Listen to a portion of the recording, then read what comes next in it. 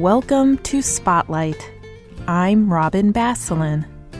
And I'm Ryan Gertzma. Spotlight uses a special English method of broadcasting. It is easier for people to understand, no matter where in the world they live.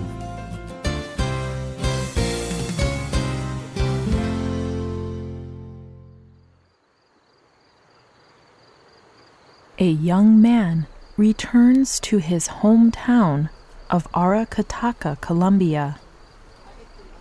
He visits the house where he lived as a child. Here, he remembers the most important memories of his childhood. Standing in front of his old house, the young man makes an important decision.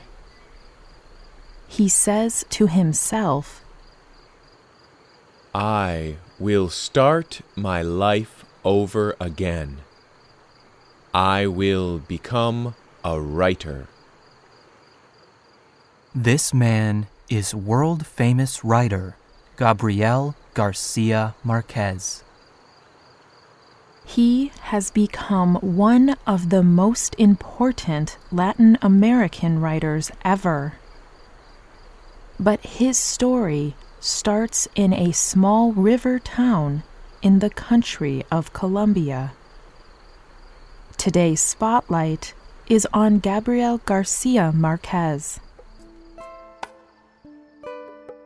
Gabriel Garcia Marquez was born on March 6, 1928. When he was 2 years old, his parents moved to the city of Sucre. But they left him living in the city of Aracataca.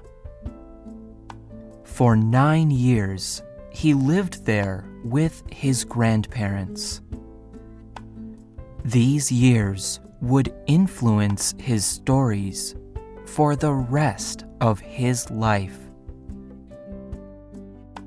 During his early life, Garcia Marquez's grandmother and grandfather told him many stories.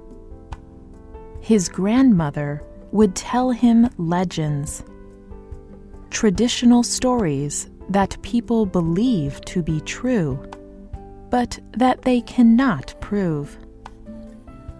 His grandmother would tell him these stories as if they were real. She could make the most normal events sound amazing. Garcia Marquez says that his grandmother's way of storytelling later influenced his own methods. Garcia Marquez's grandfather would also tell him stories.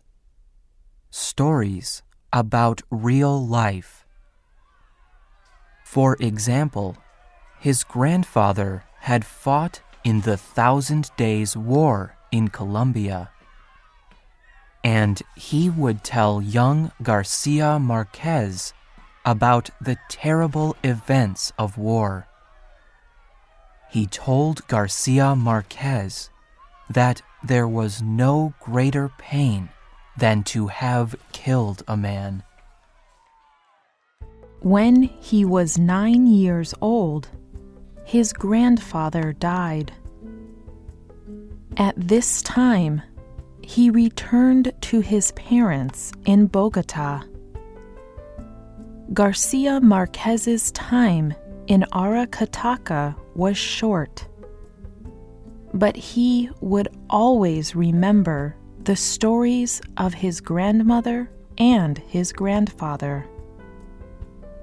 And their stories would later help him to produce some of his greatest works of literature. When Gabriel Garcia Marquez was about 20 years old, he attended university. He began studying law because This is what his father wanted him to study.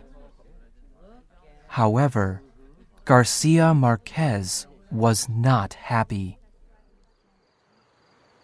During this time, Garcia Marquez returned to Aracataca, his first home. It was on this visit that he realized he must stop studying law. And he recognized that he must return to the passion of his childhood, writing. Soon after he returned from his visit, he did stop studying law. Instead, he began writing as a journalist. He wrote news reports for newspapers. For the next few years, Garcia Marquez wrote for many different newspapers. And in 1955, he published his first book, called Leaf Storm. In 1958, he married Mercedes Barcha, and in 1961, they moved to Mexico City. For many years, Garcia Marquez knew he wanted to write about his grandfather's house in Aracataca. Now, he was ready to write. To write this book, Garcia Marquez and his wife had to sell almost all of their property to survive. But their sacrifice was worth it. The book, 100 Years of Solitude, was immediately successful. And this book created a path for Garcia Marquez's future success. 100 Years of Solitude tells a long history of a family who lived in the imaginary South American village of Macondo. The story follows 7 generations of the Buendia family. It starts with those who built the village of Macondo. 100 Years of Solitude is not a story about Garcia Marquez's life, but there are many similarities to his life in Aracataca. Garcia Marquez even said that the opening story in the book is from a real event in his life, a time when his grandfather took him to see ice that was stored at a local fruit company. But this is not the only book Garcia Marquez wrote that was influenced by real-life events. Many of his other books are as well, including one of the most famous love stories in the world, Love in the Time of Cholera. The book was based in part on the love story of his parents. In 1982, Gabriel Garcia Marquez was given the Nobel Prize in Literature for his book 100 Years of Solitude. He was the first Colombian and the 4th Latin American to win a Nobel Prize for Literature. After receiving his award, he told a reporter, I have the belief that they considered all the literature of Latin America when they gave me this prize. They have given me the award as a way of giving the award to all of this literature. In recent years, Garcia Marquez has become more involved in Latin American politics. He wants to bring positive change to the country and continent that gave him such wonderful memories. Many people believe Garcia Marquez has the power to bring great political and social change in Latin America.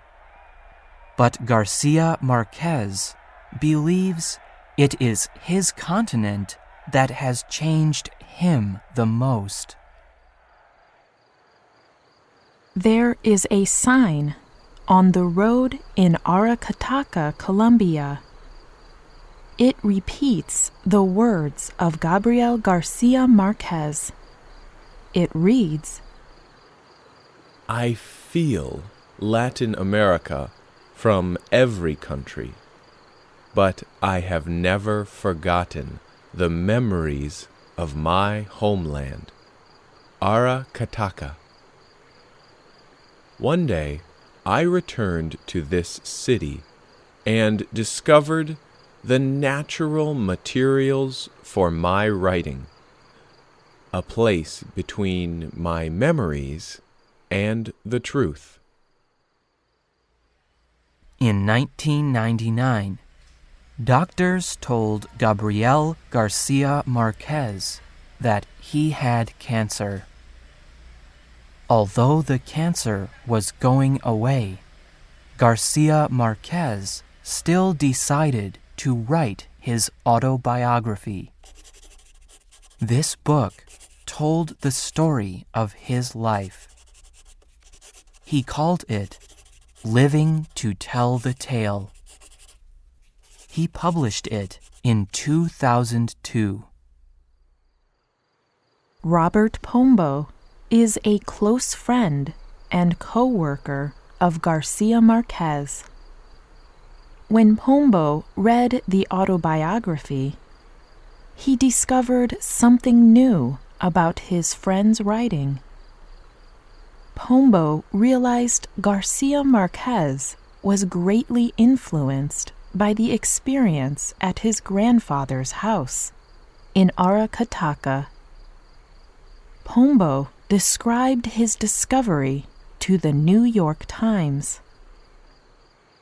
What you discover is that all of Garcia Marquez's works are in the memories that come to him when he stands in front of that house. The writer of this program was Corey Haluga. The producer was Ryan Gertzma. The voices you heard were from the United States. All quotes were adapted and voiced by Spotlight. You can find our programs on the internet at www.radioenglish.net. This program is called Between Memories and Truth. We hope you can join us again for the next Spotlight program.